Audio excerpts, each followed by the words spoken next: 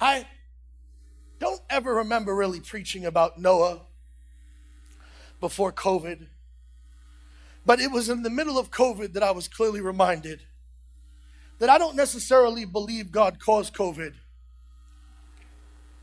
But here's what I believe. I believe God always has an ark for your crisis.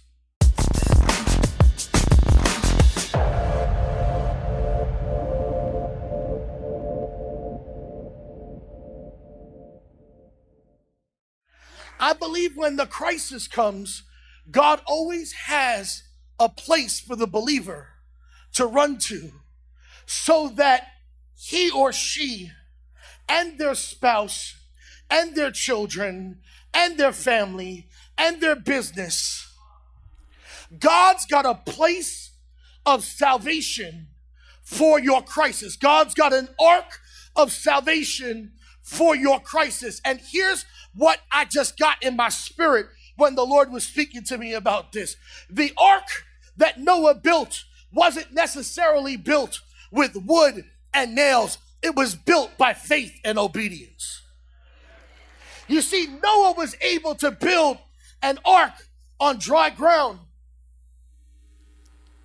even though he had never seen rain and was not near a body of water, because he knew if God said it, then it must be so. You see, not every promise is instant, but it is always certain. In other words, if God said it so, you can hang your hat on it, believe it, and know if God said it so, then it is so. Every promise in him is yea and amen. And here's what I've learned.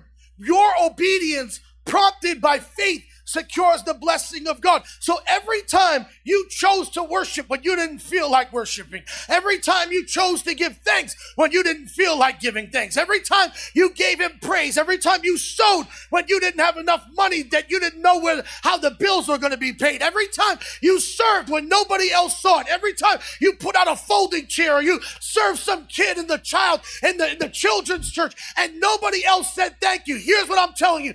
Every single time you did something where only God saw it, you were building an ark so that when the crisis would come, God would remember your sacrifice.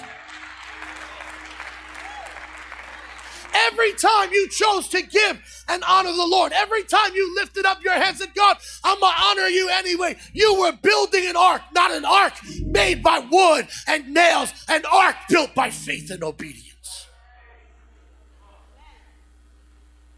Not only is Noah spared, but Noah's wife is spared. His children is spared. Their wives are spared. Because when you choose to honor the Lord, when nobody else is looking, and when it's in secret and nobody else knows, here's what I promise you. Then when nobody else can help you, God will step in the midst of your crisis and remind you that I've got an ark for your crisis. And it won't just bless you, it'll bless everyone you touch and everyone around you.